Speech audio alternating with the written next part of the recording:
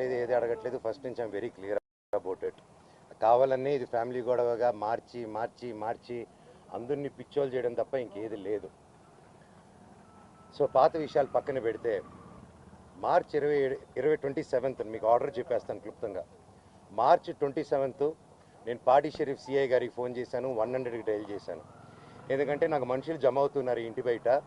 Sir నేను నా భార్య పిల్లలు ఉన్నాం ఇక్కడ, పొద్దున అటాక్ అవుతుంది, మాకు టాక్స్ వస్తున్నాయి, దయచేసి మాకు ప్రొటెక్షన్ ఇవ్వండి అని 100 చేయడం జరిగింది.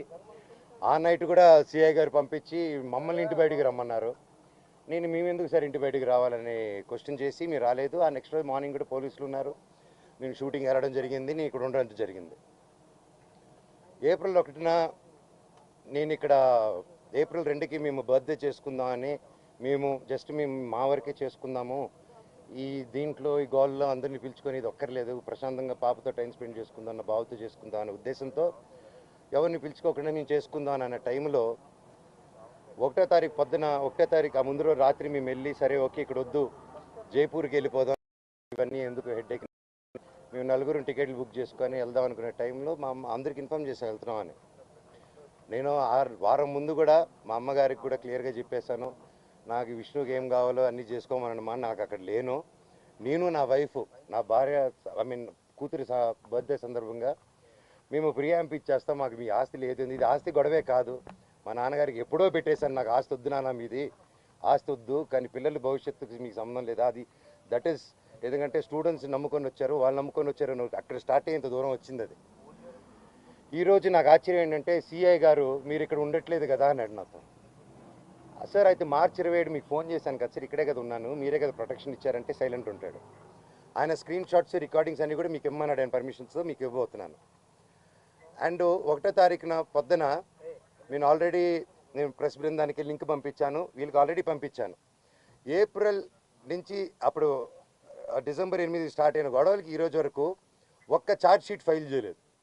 ప్రూఫ్స్ ఇచ్చాను, కత్తులు గన్నులతో కొట్టరా అని చెప్పి మా మీదకి వచ్చారు, కర్రలతో వచ్చారు, గన్నులు తీశారు, ఇవన్నీ ప్రూఫ్ సిఏ దగ్గర ఉన్నాయి, అన్నీ ఉన్నాయి, మీకు చార్ట్ హిస్టరీ నేను ఇస్తాను. అయినా కూడా ఈరోజు పడలేదు. ఓకే సార్, సార్ కనీసం నా ఇంటికి దౌర్జన్యంగా వచ్చారు, ఆ రోజు పొద్దున్న నేను ఉంటే నా పెట్స్ ఉన్నాయండి లోపల, 3 పెట్స్ ఉన్నాయి, నా రూము అన్నీ నా చిన్నప్పటి నుంచి వస్తువులు, నా పిల్లల వస్తువులు, నా భార్య వస్తువులు. అంటే ఒక మగాడు నేను ఊరిలో ఉన్నప్పుడు లేని ధైర్యం, నేను ఊరు దాటిన వెంటనే జైపూర్కి పాపనెత్తుకొని వీడు పాప బర్త్డే బిజీలో ఉంటాడు, ఈ టైంలో కొట్టొచ్చా అని కేవలం విష్ణు ప్లాన్ వేసుకొని తెల్లారుజామున ఏప్రిల్ 1 5:40కి ఇదే రోడ్లో ఉన్న కెమెరా సీసీటీవీ, మా ఇంట్లోనే సీసీటీవీలు, వాళ్ళు ఫేమస్ కదా, పోయినసారి గొడవ అయినప్పుడు వాళ్ళు నా మీద కంప్లైంట్ వేసి వాళ్ళే సీసీటీవీ దాచిపెట్టారు. ఇప్పుడు కూడా మీరు వెళ్ళి అడగండి, సీసీటీవీ వాళ్ళు ఎంటర్ అయింది ఎవరు, వాళ్ళు ఇస్తే సగం గుండు కొట్టుకుని తిరుగుతాను నేను వీధంతా, వాళ్ళకి సమస్య లేదు ఎవరు మీకు, ఎందుకంటే వాళ్ళు చేసింది దొంగ పని. నంబర్ 1, కమిషనర్ గారు బైండ్ ఓవర్ని క్రాస్ చేశారు, మల్టిపుల్ టైమ్స్ క్రాస్ చేశారు. జనరేటర్లో షుగర్ పోయడం దగ్గర నుంచి, మా వాళ్ళని కొట్టడం దగ్గర నుంచి, వాటర్ పంపులు ఇంటికి కట్ చేయడం, పగలు కొట్టడం నుంచి, కరెంటు కట్ చేయండి ఆ ఇంటికి అని చెప్పడం నుంచి, ప్రతి ఒక్కటి ఈ మనోజ్ గారి దగ్గర ప్రూఫ్స్ ఉన్నాయి. వాళ్ళ దగ్గర ఒక్క ప్రూఫ్ మనోజ్ మీద తప్పని చెప్పమనండి, నేను సాక్షాత్ అందరి కాళ్ళ మీద పడి నేను సారీ అడుగుతాను. ఒక్క ప్రూఫ్ చూడుకుని పోనీ నేను ఆస్తి అడిగినట్టు ఒక్క ప్రూఫ్ చూపిమనండి.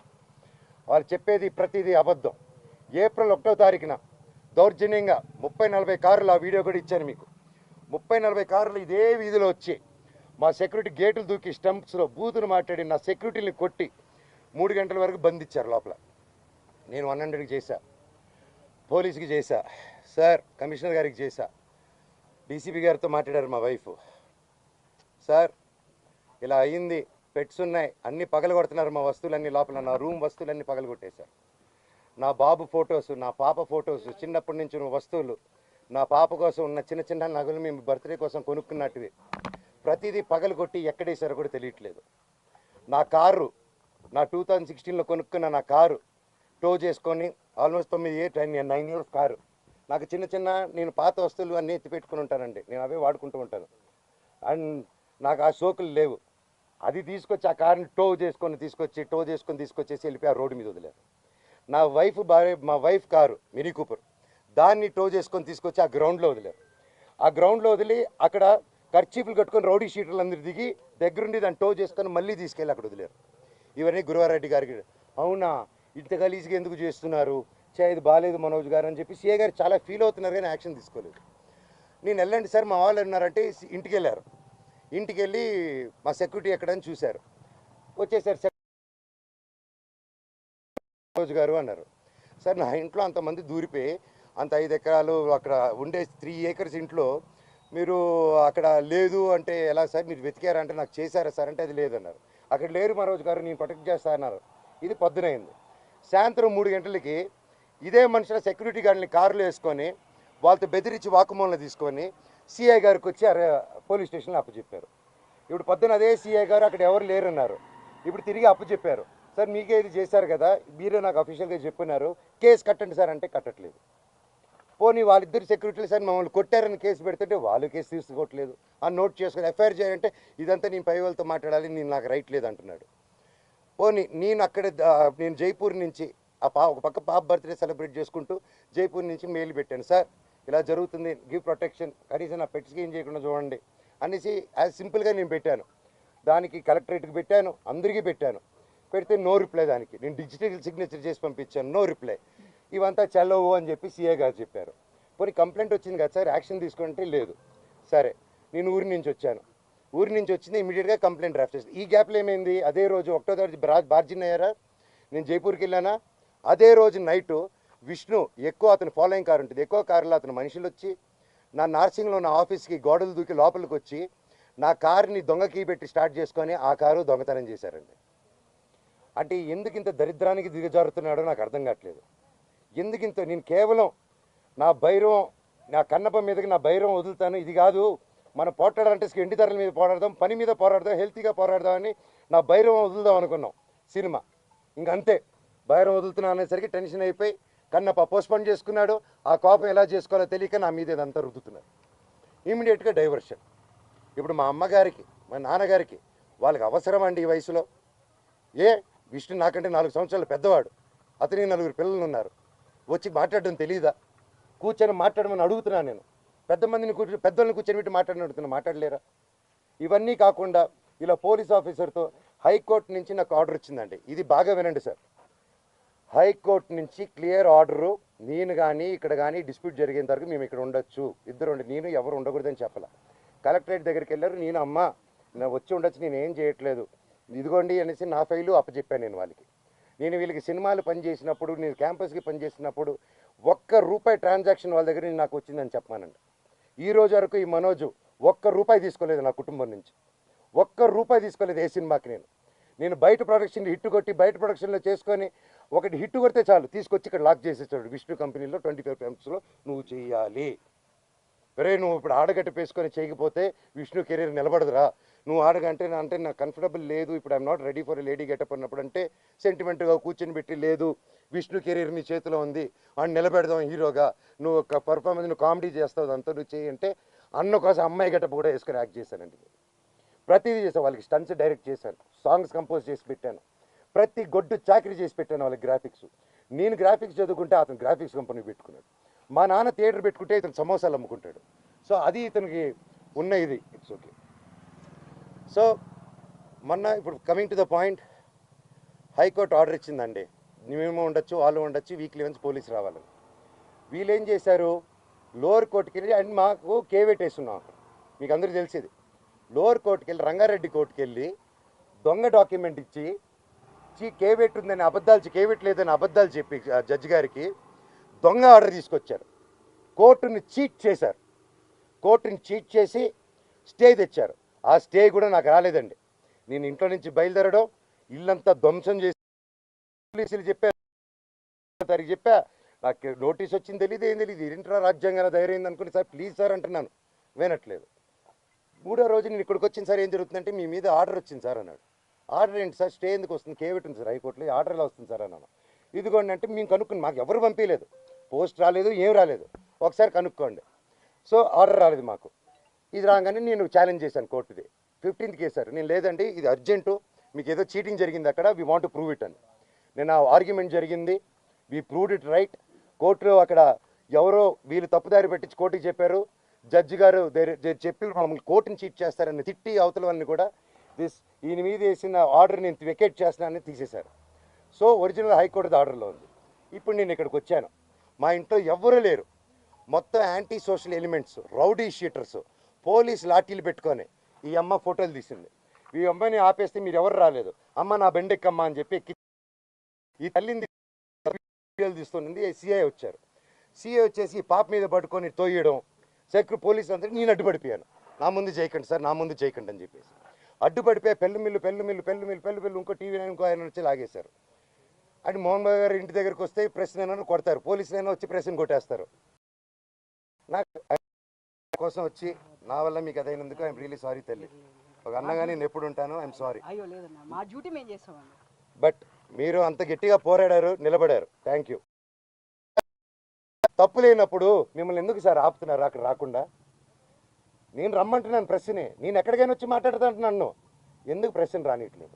నేను ఒకటే అడిగాను, సార్ హైకోర్టు ఆర్డర్ ఇదిగోండి, మీకు కూడా షేర్ చేసి మీకు హైకోర్టు ఆర్డర్ ఇచ్చాను, లోవర్ కోర్టుది చీటింగ్ చేశారు, కమిషనర్ గారు బాండు, ఇవి 3 ఉన్నాయి, ఇవి చల్లవంటాడు. పోనీ రాసి ఉండంటే మీరు రాయకూడదు అంటారు, పోనీ ప్రెస్కి చెప్పమంటే మేము చెప్పమంటారు. సరే ఏ అధికారంతో నా ఇంట్లో మీ ఇంటికి వెళ్ళేదని మీకు ఆర్డర్ కావాలంటాడు, మీరు ఇంటికి వెళ్ళేదని మీరు ఆర్డర్ తీసుకుంటున్నారా సార్ అని?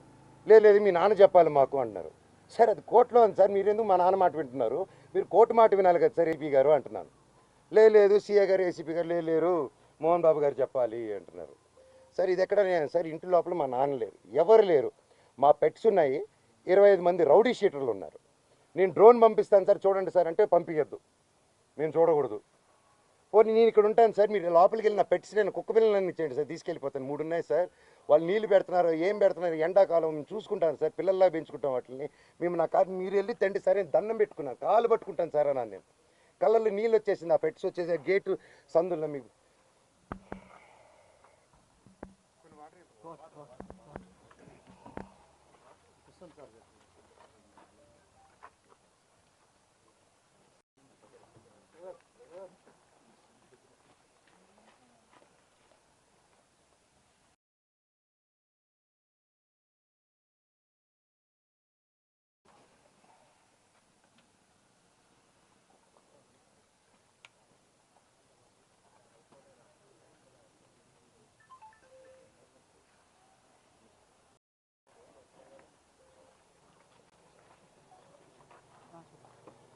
సార్ సింపుల్ అడుగుతున్నాను సార్. సీఎం రేవంత్ రెడ్డి గారిని, బట్టి విక్రమార్క గారిని, ప్రతి ఒక్కరిని, లీడర్స్ని, పోలీస్ డిపార్ట్మెంట్ని, కోర్టులని, కలెక్టరేట్ని, హ్యూమన్ రైట్స్ని, ఇది అన్యాయం అండి. కోర్టు ఆర్డర్లతో వచ్చినా కూడా అలో చేయట్లేదు, గొడవ జరగలేదు, నా ఇంటికి వెళ్తుంటే నన్ను అలో చేయట్లేదు. సరే ఏంటో చెప్పండి, అంతే అడుగుతున్నాను. నాకు సిఏ గారు ఏసీపీ గారు నన్ను ఎందుకు ఈరోజు అలో చేయలేదని మాత్రం నాకు ఒక లెటర్ ఇస్తే నేను జడ్జికి పెట్టుకుంటాను సార్. హైకోర్టులో మీరు ఇచ్చింది నన్ను పంపిరంట, లోవర్ కోర్టులో ఇచ్చింది పంపిరంట, మీరు బైండ్ ఓవర్ ఇచ్చింది నాకు వర్తిస్తుంది, విష్ణుకి వర్తిస్తుందంట. విష్ణుకి 25 మంది సెక్యూరిటీ వాళ్ళు పెట్టుకోవచ్చు సార్, మేము ఎలా అడుగుతాం అంటున్నారు. ఆ వీడియోలన్నీ నా సెల్ ఫోన్లో ఉన్నాయి, నా సెల్ ఫోన్లో తీస్తుంటే వాళ్ళని వచ్చి లాక్కుంటున్నారు.